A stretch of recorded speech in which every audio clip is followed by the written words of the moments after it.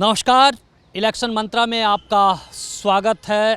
लोकसभा 2024 के लिए रण तैयार हो गया है।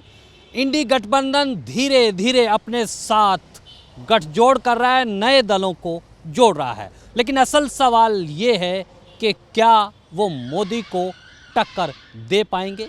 यूपी में दो लड़के आए हैं और कांग्रेस और आम आदमी पार्टी का समझौता हुआ है।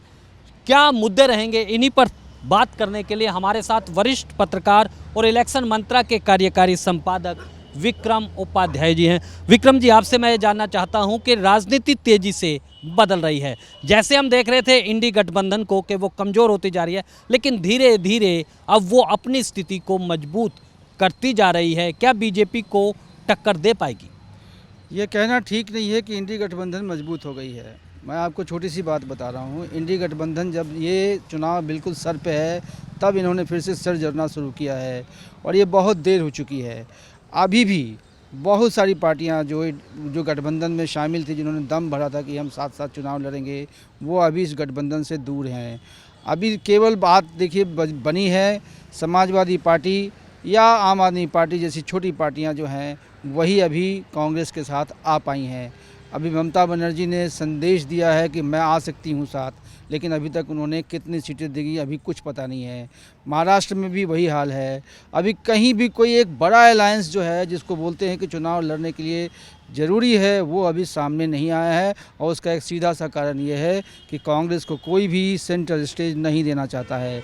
सब अपने अपने तरीके से खेलना चाहते हैं चुनाव में, और सबके लिए अपनी अपनी अलग अलग अपने अपने मैदान भी हैं, और उन मैदान में कांग्रेस को घुसने देना चाहते हैं, नहीं देना चाहते हैं, ये सब उनके वश की बात है या उनके समझ की बात है। फ़िलहाल कांग्रेस जो है नीचे गिर के झुक के ये गठबंधन स्वीकार कर रही है। आपको मालूम है समाजवादी पार्टी ने भी जो गठबंधन किया है, उन सीटों पे किया है जहां कांग्रेस पहले से भी लड़ती आ रही है। तो कांग्रेस के लिए कोई बहुत बड़ा win win situation Uttar Pradesh में नहीं है। हालांकि कांग्रेस बहुत ही कमज़ोर स्थिति में पहले से उत्तर प्रदेश में है। दिल्ली में भी कांग्रेस का कोई आदमी चुनाव नहीं जीत पाया है। आम आदमी पार्टी का भी कोई सांसद नहीं बन पाया है। इन दोनों के सामने कोई दूसरा ऑप्शन नहीं था।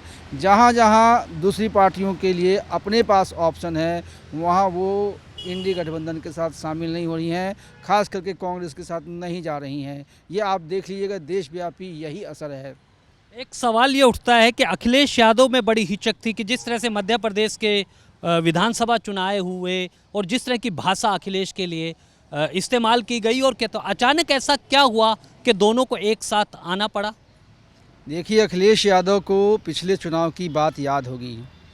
उनके घर के सीटों को छोड़ दीजिए तो अखिलेश यादव ने कोई बहुत बड़ी सफलता पिछले 2019 में नहीं ली थी।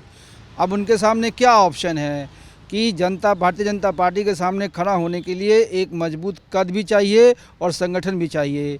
ना तो उनके पास अभी पूरा संगठन बचा है, ना ही उस तरह का उनका राजनीतिक कद बन पाया है। पहली बार जब योगी चुनाव जीते थे, तब फिर भी एक अखिलेश यादव की हनक थी। विधानसभा में विपक्ष के नेता के नाते उनकी एक पहचान थी। इस बार जो चुनाव जीतने के बाद अखिलेश यादव की राजनीति अभी उस लेवल पे नहीं आई है जहां वो अकेले कह सके कि वो भारतीय जनता पार्टी के संगठन के साथ लड़ सकते हैं। उनके अंदर ये स्थिति नहीं है। वो अपनी ही क्षेत्रों के सीटों के लिए ज़्यादा चिंतित हैं। उनके भाई भतीजे वो ज़्यादा चिंतित हैं कि वो कैसे जीतेंगे। तो इसलिए उनको लगा कि चाहे कांग्रेस के 2%, 4%, 5% वोट ही हो, अगर मिल जाए तो शायद वो भारतीय जनता पार्टी को कुछ सीटों पे हरा पाएँ। इसलिए उन्होंने अंतिम समय में जाके मजबूरी में दोनों दलों ने ये गठबंधन किया है। ये चॉइस का नहीं है, ये बल्कि कह सकते हैं मजबूरी का सौदा है जो दोनों को करना पड़ा है। एक सवाल मैं आपसे ये जानना चाहता हूँ कि कांग्रेस ने अगर 2019 में देखें तो तमिलनाडु, केरला और पंजाब से ज़्यादा सीटें जीती थी, लेकिन अब पंजाब में भी वो अलग अलग लड़ रही है और दक्षिण भारत को लेकर भी बीजेपी मजबूत तेजी से कर रही है। आपने देखा कि किस तरह पिछले समय से वहाँ पर दूसरे दलों से आ रहे हैं। कैसे देखते हैं इस पूरे समीकरण को? क्या कांग्रेस सिर्फ साउथ की तरफ ही सिमट गई है? देखिए, मैं साउथ भी नहीं कहूँगा। कांग्रेस जो है इस बार जो है कहाँ से साउथ से लेगी सीटें, ये कांग्रेस को मालूम है। केरल में आप समझ लीजिए कुछ सीटें कांग्रेस को आ रही हैं। तमिलनाडु में आप देखिए डीएमके पार्टी काफ़ी एग्रेसिव मुद्रा में है। वो सीटें कितनी देती है कांग्रेस को ये देखना बाकी है। भारतीय जनता पार्टी ने तमिल पॉलिटिक्स को ठीक से समझा है। वहाँ की जो परंपराएं हैं, वहाँ की जो सांस्कृतिक विरासत है, भारतीय जनता पार्टी ने बहुत ठीक से उठाया है। और फिर जो है देश में जो है डीएमके पार्टी की तरफ से जो सनातन के प्रति जो है एक जहर सा जो है वातावरण बनाने की कोशिश की गई है, मुझे लगता है चुनाव में उसका भी बहुत असर पड़ेगा। क्योंकि तमिलनाडु, केरल, ये मान लीजिए कि भारतीय संस्कृति, भारतीय धर्म परंपरा का बहुत बड़ा राज्य है। वहाँ लोग बहुत ही धार्मिक प्रवृत्ति के लोग हैं। वहाँ मंदिरें भी बहुत ज़्यादा हैं। वहाँ आप समझ लीजिए हमारे पीठ हैं, हमारी देवी देवताओं के बड़े तीर्थस्थल हैं।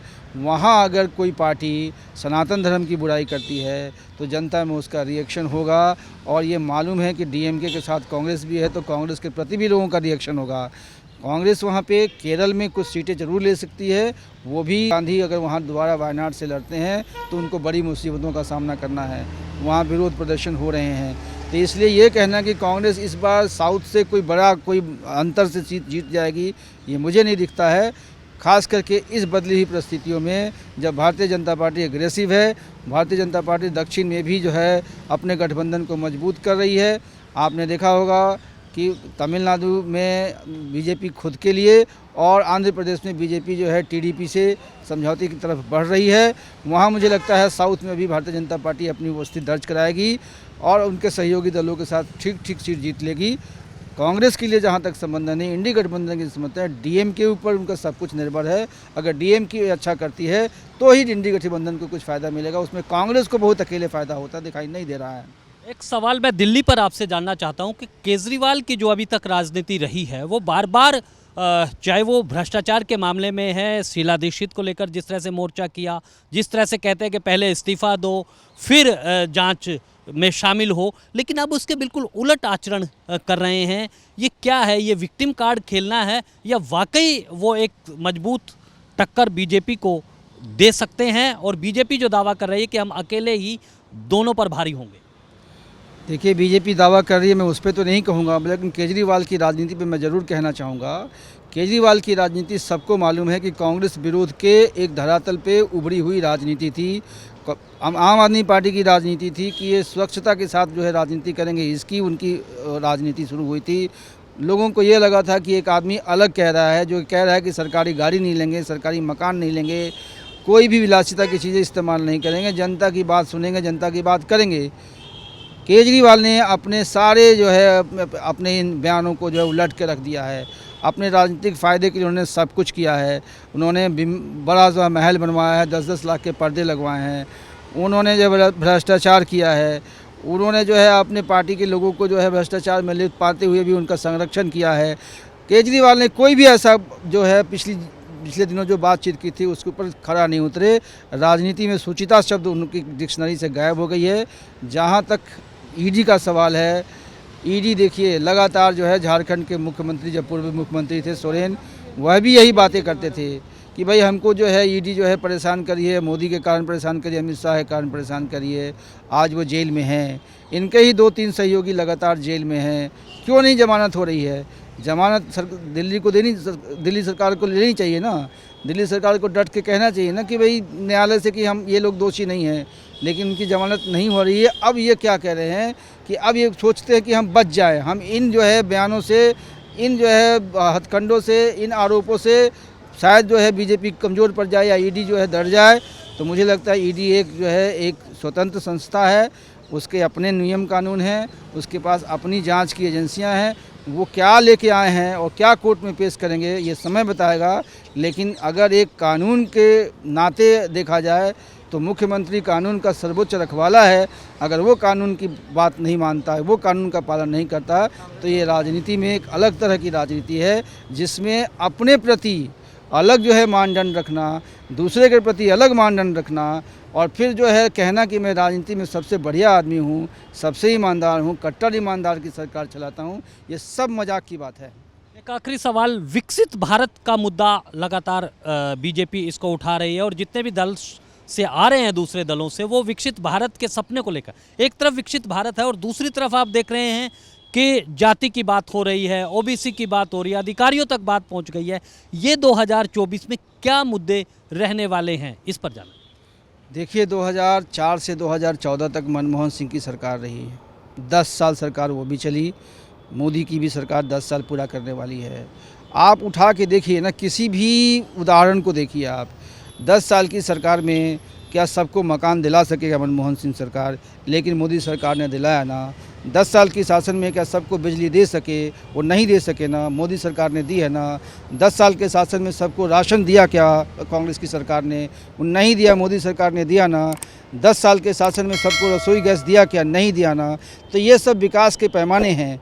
फिर आप अंतर्राष्ट्रीय लेवल पे देखिए, अंतर्राष्ट्रीय स्तर पर देखिए, भारत इस समय जो है दुनिया का 5वां बड़ी अर्थव्यवस्था है। थोड़े दिन में आप तीसरी अर्थव्यवस्था बनने जा रहे हैं। ये विकास का पैमाना है। आप सभी जगह जाइए, ये लोग जो है मोदी जी को जो लोग देखते हैं, जो फॉलो करते हैं, उनको दिखता है कि हर तीसरे चौथे दिन वो देश को, एक राष्ट्र को एक बहुत बड़ा कोई ढांचागत जो है सुविधा जो है दे रहे हैं, राष्ट्र को समर्पित कर रहे हैं। कल ही उन्होंने, जो आपने देखा होगा, द्वारका गए थे, वहाँ पे जो है समुद्र पे जो है सेतु बनाया था। इस तरह के बहुत सारे प्रोजेक्ट्स हैं जो भारत की तस्वीर बदलते हुए दिखाई दे रहे हैं। आप इसको, कांग्रेस इसको मैच नहीं कर सकती। इसलिए विकास की राजनीति जो भी करेगा इस देश में, वो इस समय भारतीय जनता पार्टी के साथ खड़ा मिलेगा आपको। बाकी जो लोग हैं, मैं ये नहीं कह रहा हूँ कि सब किसी ने काम नहीं किया, किसी ने काम किया भी है तो शिथिलता से काम किया है, मिसमैनेजमेंट से काम किया है और निर्णय की स्थिति से काम किया है। किसी ने स्पष्ट रूप से कोई नीति नहीं बनाई, जनता के लिए स्पष्ट कोई काम नहीं किया। इसलिए ये 2014 से लेकर 2024 तक का जो शासन रहा है वो सामने दिखाई देता है। अब सड़क चलते देख सकते हैं, गाँव में देख सकते हैं, घरों में देख सकते हैं। और इसके लिए किसी सबूत की ज़रूरत नहीं है, इसके लिए किसी कैंपेन की ज़रूरत नहीं है। हर लाभार्थी को मालूम है कि ये मोदी के शासन में हुआ है, इसलिए वोट मोदी को ही पड़ना चाहिए। ये आप ये मान लीजिए। और ये बाकी जो दल जो है वो आलोचना करते रहें, वो आलोचना करना उनका काम है। और ये आलोचना मुझे लगता है सिर्फ़ और सिर्फ उनकी एक फ्रस्ट्रेशन है और कुछ नहीं है। 2024 का चुनाव मुझे नहीं लगता है कि भारतीय जनता पार्टी के लिए कोई मुश्किल चुनाव होने वाला है। ये चुनाव जो है भारतीय जनता पार्टी जीतेगी। 400 सीटें आए या 300 सीटें आए, मैं ये नहीं कह सकता हूँ, लेकिन ये सरकार बनेगी। मोदी की तीसरी टर्म की सरकार आएगी, इसमें किसी को कोई संशय नहीं होना चाहिए।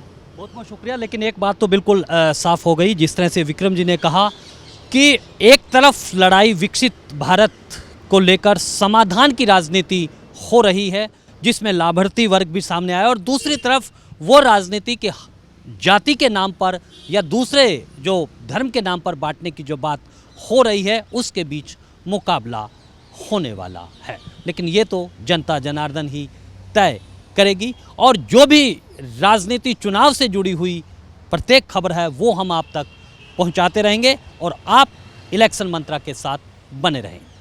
शुक्रिया।